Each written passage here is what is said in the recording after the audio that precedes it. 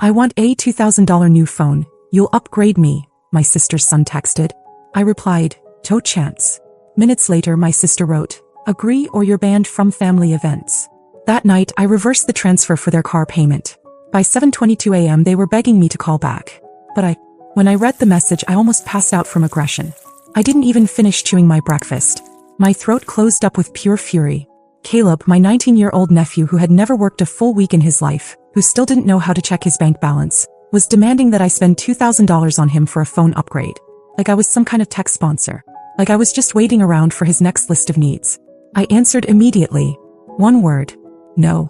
I put my phone down and stood there for a second, trying to process how someone raised by my own sister could be this far gone. But then again, maybe I shouldn't have been surprised. April had raised him to believe he was owed everything because she believed that too. He always had. 5 minutes after I sent that reply, my phone buzzed again. April. Agree or you're banned from family events. No hi. No explanation. No shame. Just a full-blown threat, as if being left off the invitation list for another one of her microwaved lasagna nights would break me.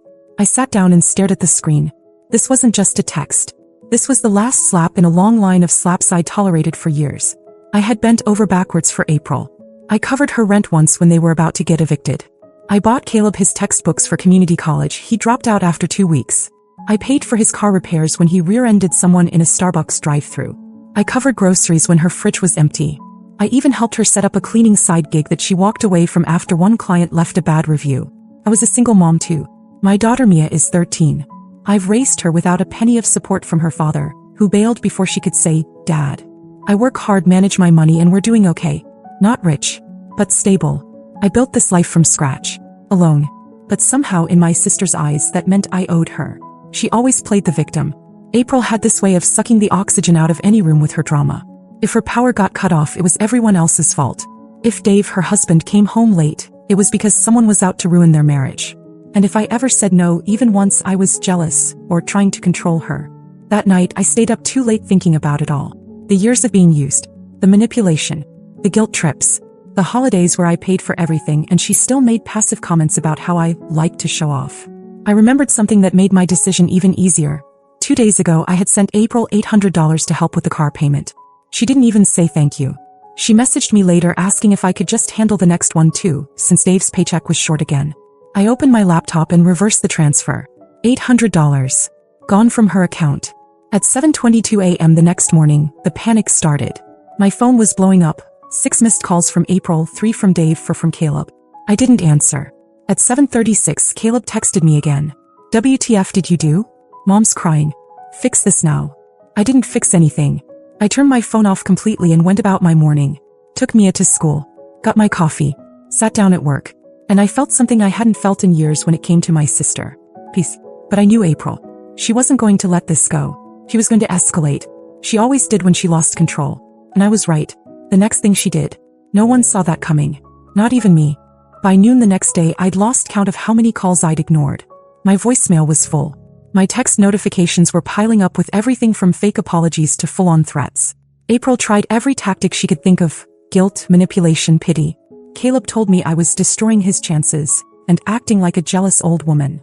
Dave left me 3 voicemails, all saying he didn't want to get involved in sister stuff, but also that the money I reversed put them in a serious bind. None of it moved me.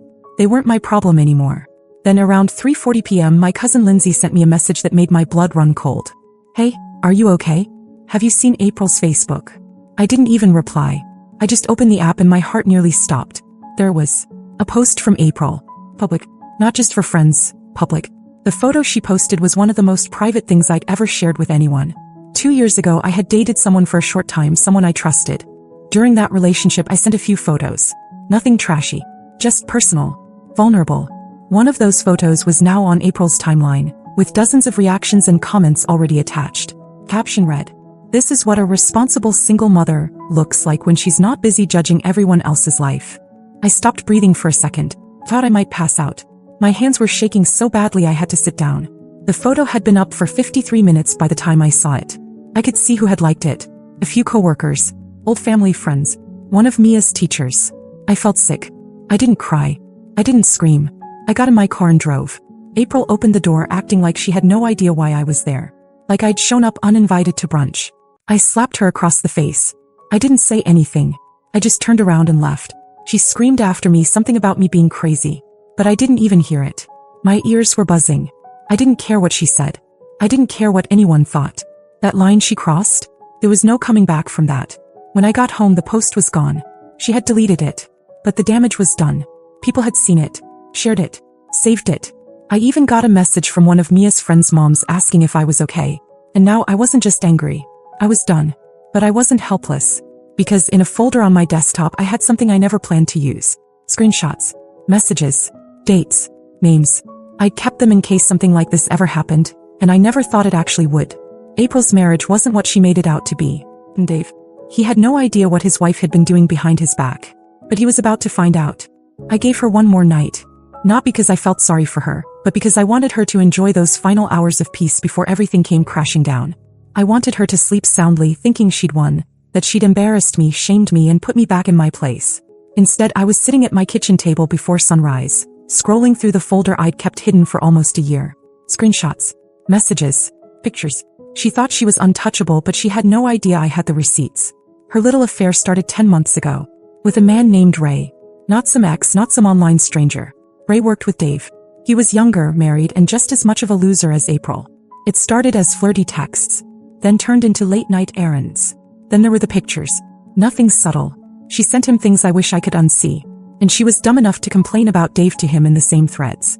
She even bragged once that she was sick of carrying a grown man with a discount job and needed a real man to entertain her. I never planned to use any of it. I just kept it as insurance because April had always been unstable and unpredictable. But after what she did, after she posted that photo of me for the whole town to see, the game changed. And now I had nothing to lose. At 9:14 a.m. sharp, I sent Dave a simple message. Can we talk? I think you should see something. He didn't ask questions. Just said, when and where. We met at a little coffee shop near his work. He looked rough, tired, pale, like he hadn't slept much in weeks. I handed him my phone without a word. The folder was open. The evidence was lined up. I didn't say anything while he scrolled. I just watched the color drain from his face. He stared at one screenshot for a long time. It was from 3 months ago. April texting Ray about a night she pretended to be out with friends, but was actually in a motel on the edge of town. Dave finally looked up at me. His voice was low. How long have you had this? I told him the truth. Nearly a year. I kept quiet because I didn't want to blow up his life. I figured it wasn't my place. But then April made it mine. She dragged my name, my body, and my dignity through the mud in front of our entire family and half the people in town. Dave didn't say anything else. He just stood up, nodded, and left with my phone still in his hand. I didn't even ask for it back. By Friday I started hearing things. April called me 7 times in one day. I didn't answer once. Then came the texts, first blaming me, then threatening me, then suddenly switching to begging. Dave had left. Packed a bag, took the car, and disappeared. Caleb was posting bizarre, passive-aggressive things online. Fake family, backstabbers, snakes hiding behind smiles. I didn't even look twice. But the real punch came Sunday night. My phone buzzed. It was a screenshot from my cousin Jenna. April had tried spinning some ridiculous story in the family group chat, claiming I broke into her Facebook, photoshopped the affair screenshots, and that I was jealous of her life. Problem was, someone else had already saved and shared April's original post of me. The one with my photo. The one she claimed never existed. The cousins turned on her instantly. And for the first time ever, April found herself standing alone. But humiliation wasn't enough for her. She wasn't done. There was still one more stunt left in her. One final pathetic attempt to pull me back into her mess. It would be the last. Thought it was over. I really did. I thought once Dave walked out, once the family saw her true colors, April would finally back off. But no, she wasn't done. Monday morning I dropped Mia off at school and stopped for gas. While I was filling up, I noticed a woman 2 pumps over staring at me. Not just a glance, staring. She looked familiar, but I couldn't place her. As I was getting back into my car, she called out, "You're Evelyn, right? April's sister." I nodded slowly. "She said you were going through something. Just wanted to let you know. People talk. Hope you're okay." And she drove off. My stomach flipped. By the time I got home, I had 5 new messages from random accounts on Facebook and Instagram. Strangers. Saying all kinds of things. I didn't understand what was happening until I opened a link someone sent me. April had posted again. Not on her profile this time. On a local gossip group. One of those community tea pages with over 18,000 members. The kind where people post complaints about neighbors and restaurants. Only this time, April used it to create an anonymous post titled, "Beware of this woman, she'll steal your man and your money." She included one of the photos again. Blurred barely, but it was still me. She used part of my real name enough that anyone who knew us could figure it out. She told the group I was obsessed with married men, claimed I had a long history of seducing other women's husbands, and that I had been trying to ruin her family because I was bitter about being single. Over 200 comments in an hour. Some people mocked me. Others defended me, not knowing the full story. But it didn't matter. The damage was done. I was officially the town scandal. That same afternoon, I got a call from Mia's school. Her teacher wanted to check in because Mia had mentioned people saying things online. My hands started sweating. My worst fear, Mia being pulled into this, was starting to happen. I went cold. And that's when everything changed. I called Dave. Not to stir more trouble. Not to get revenge. I was done with all that. But I told him about the gossip post. I told him Mia was being affected now. He was quiet for a moment. Then he asked for the link. An hour later, the post was gone. But what followed? I didn't expect. Dave showed up at my door. Not angry. Not confused. Calm. He had my phone in his hand, the one he left with after our meeting, and told me he'd gone through everything. All of it. Every message, every photo, every lie. He said something I'll never forget. "She's not just a bad wife. She's dangerous." Then he said he wanted a divorce. And here's the part that truly blindsided me. He asked if I would help him get custody of Caleb's younger sister, Emily. I froze. Emily was only 8. Quiet, sweet, and barely visible in that chaos of a household. I had no idea Dave was thinking that far ahead.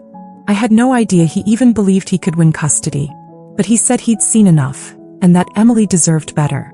That same week, he moved into a small apartment near Emily's school and started the paperwork. April, meanwhile, started spiraling in public. Screaming matches in parking lots. Posting vague quotes about betrayal. Messaging half the family with fake sob stories. She had no idea Dave had already shown the court the screenshots. The photos. The group post. I didn't even have to lift another finger. She was doing the job herself, digging her own grave one meltdown at a time. But what came next, no one, especially April, saw coming. By the end of the week, April was unraveling fast.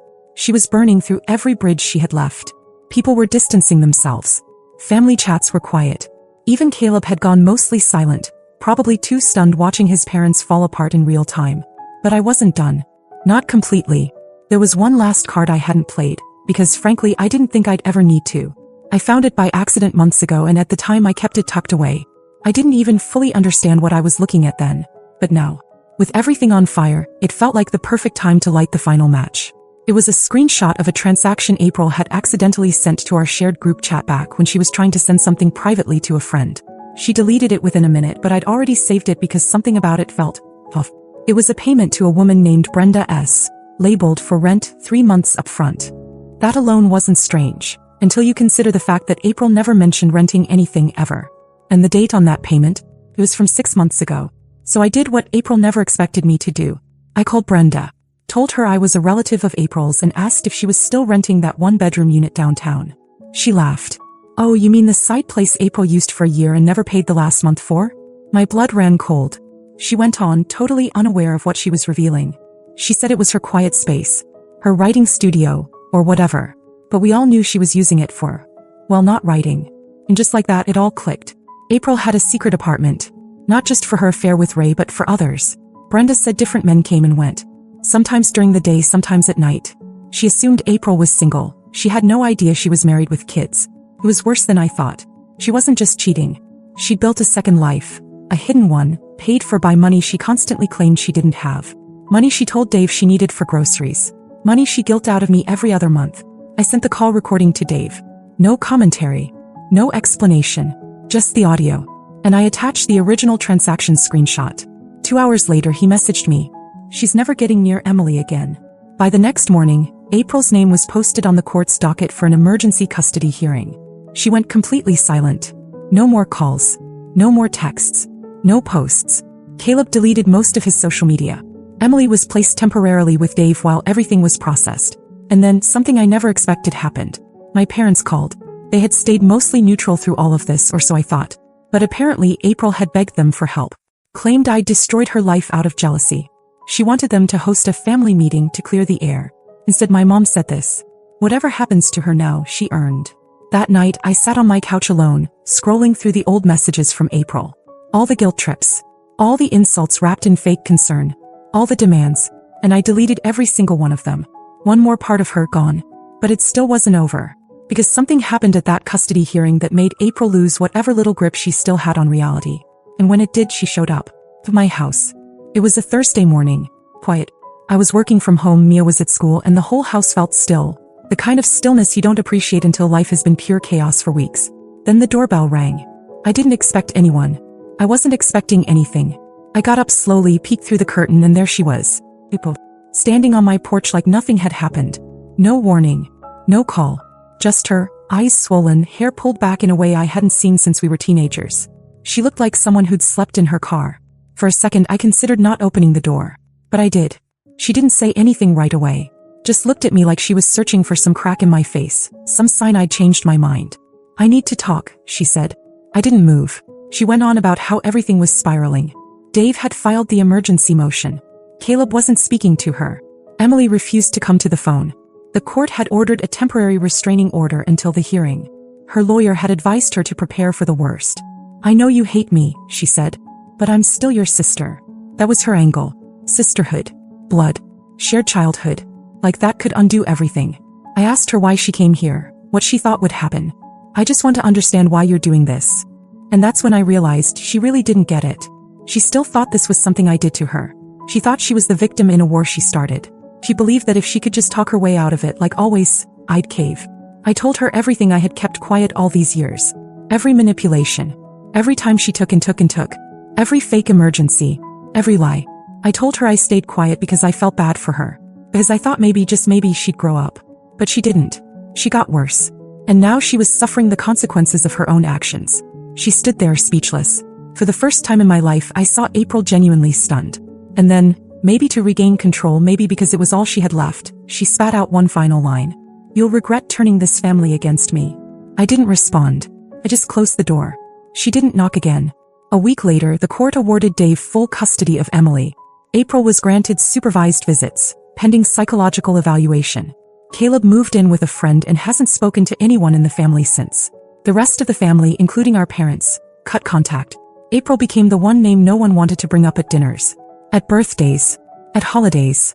She became an outcast the same way she tried to make me one. Me. I got my life back. No more phone calls asking for money.